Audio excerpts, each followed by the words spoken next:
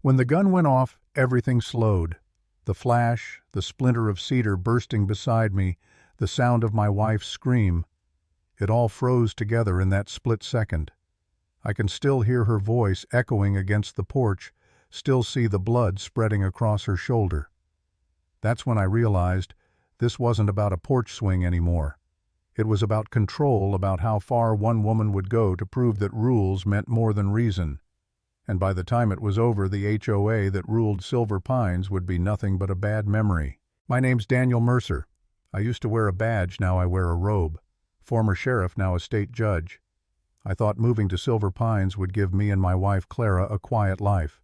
She's 7 months pregnant after losing 2 pregnancies before we needed peace. So I built her a swing out front. Cedar wood, smooth edges, strong chains, something to help her breathe again. It was the first time in years I'd seen her smile for no reason. She said the wind felt like hope. Then Cora Lindell showed up, the self-proclaimed Queen of Silver Pines, president of the HOA, mid-40s blonde bob, always wearing a blazer that looked like she slept in authority. She marched up my steps like she owned the place, clipboard clutched like a badge, and slapped a violation notice right against my chest. "Judge Mercer," she said, like my title offended her.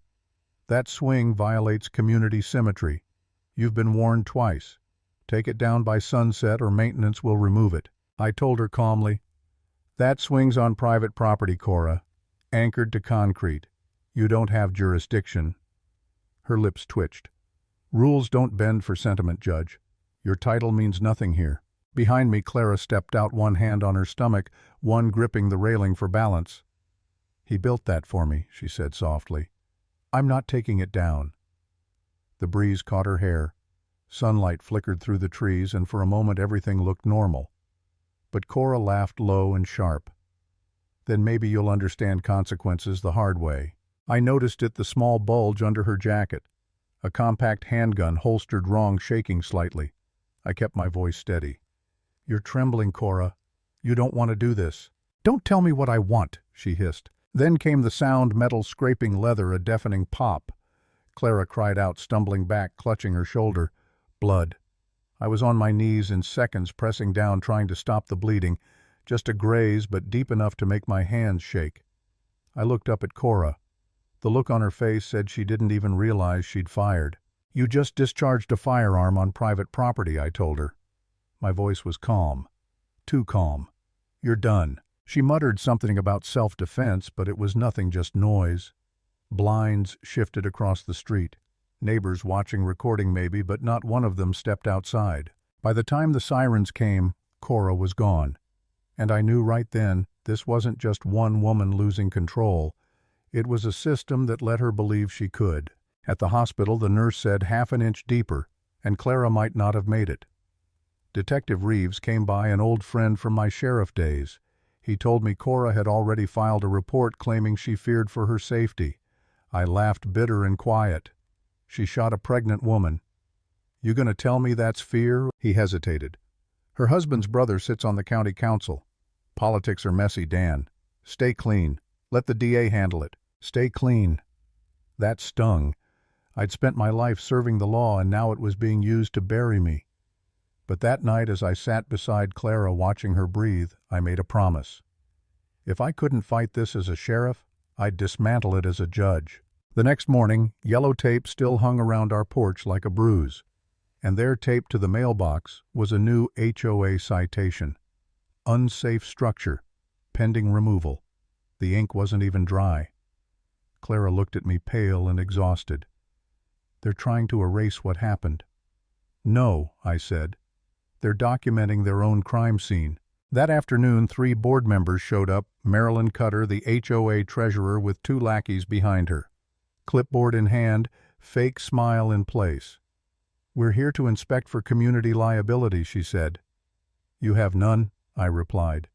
"But you've got exposure." "Excuse me, if a board member fires a gun on common property, your association's insurance is liable. Assuming you even have insurance." Her pen froze midair. Panic flickered across her face just for a second, but I saw it. That's when I knew something deeper was rotten.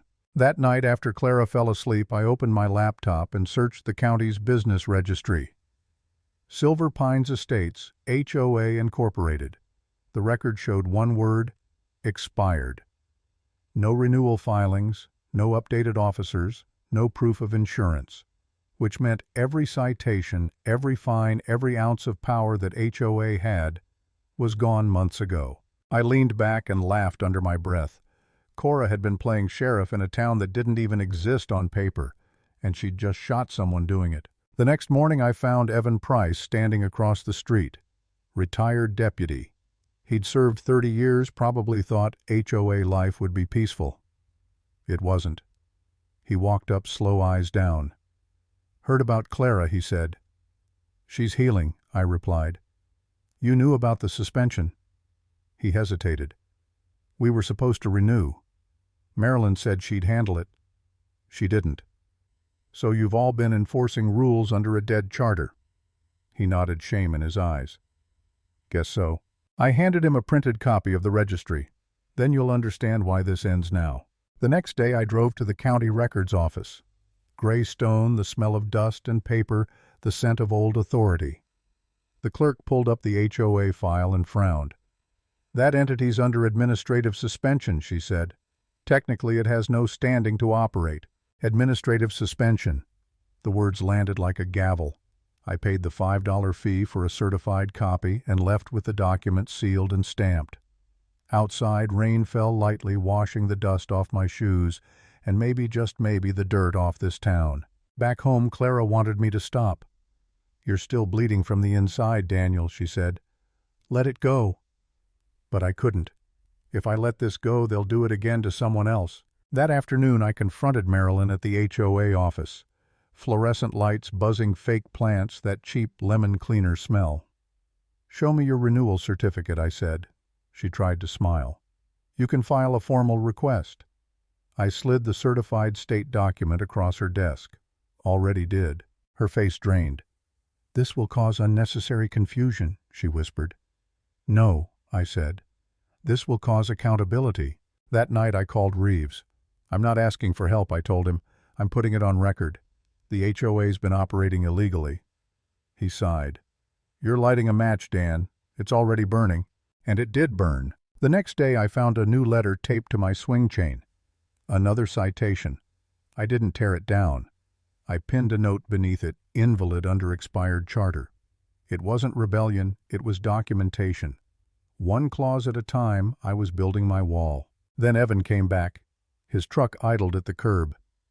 "You just painted a target on yourself," he said. "Good," I told him. "Makes it easier for them to aim." That night he knocked again, soaked, shaking, holding a flash drive. "You were right," he said. "It's worse than you think. Marilyn's been funneling HOA funds through her husband's fake company. Vacations, tuition, landscaping that never happened. I signed off on some of it thinking it was legit. But it's theft." He handed me the drive. "You'll know what to do." And I did. I stayed up all night drafting a petition for an emergency injunction, every word measured like a bullet. I cited the expired charter, the lack of insurance, the misuse of funds. By dawn, it wasn't just a petition. It was an indictment in disguise. When I took it to the courthouse, the clerk raised her brows. "You're filing against your own HOA?" "Not against," I said. "On behalf of everyone they've been robbing." By the time I got home, the sun was cutting through the clouds. Clara was on the swing, reading softly. For the first time since the shooting, her smile reached her eyes. 2 days later, the county mailed the notices. Every homeowner in Silver Pines received a pale blue envelope with the county seal. Notice of pending injunction. Administrative suspension review. People poured out of their houses, reading, whispering, confused.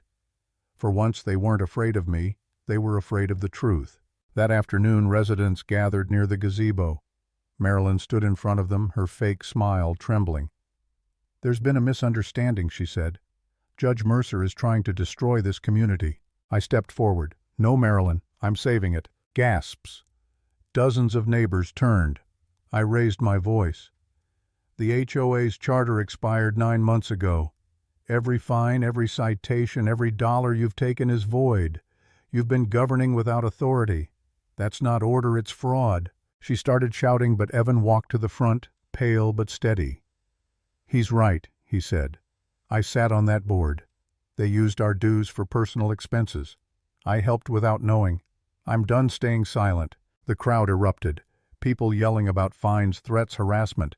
Marilyn slammed her hand on the table, screaming for order, but no one listened. And then Cora appeared, arm in a sling, trying to look like the victim. "You don't belong here," she barked. "You turned my HOA into chaos." I turned to her, my voice cold. "You turned a rule book into a weapon. You shot my wife. Maybe sit this one out." Her face went pale. I held up the certified document. "This proves your HOA has no legal standing. Tomorrow a judge will hear my motion to dissolve your board. You can fight it, but the law's already decided." The crowd fell silent. Then a voice from the back said, "I vote we rebuild." Another echoed it. Then another. Marilyn's face twisted. "You can't vote on anything." Evan looked right at her. "Neither can you." The sound that followed wasn't just applause, it was the sound of people reclaiming their power. The next morning I stood in the hearing room. Small place, fluorescent lights, not the kind of courtroom I was used to. Marilyn and Cora sat across from me with their young lawyer smug and unprepared. Evan sat behind them, eyes down. The administrative judge entered. "Petition for emergency injunction," he said. "Mr. Mercer, you're ready." Their lawyer went first, all confidence. "This is a personal vendetta. My clients are volunteers who made clerical errors. No harm done." I placed the certified suspension, the forged invoices, and the payment records on the bench. No harm. They collected illegal dues under a void charter.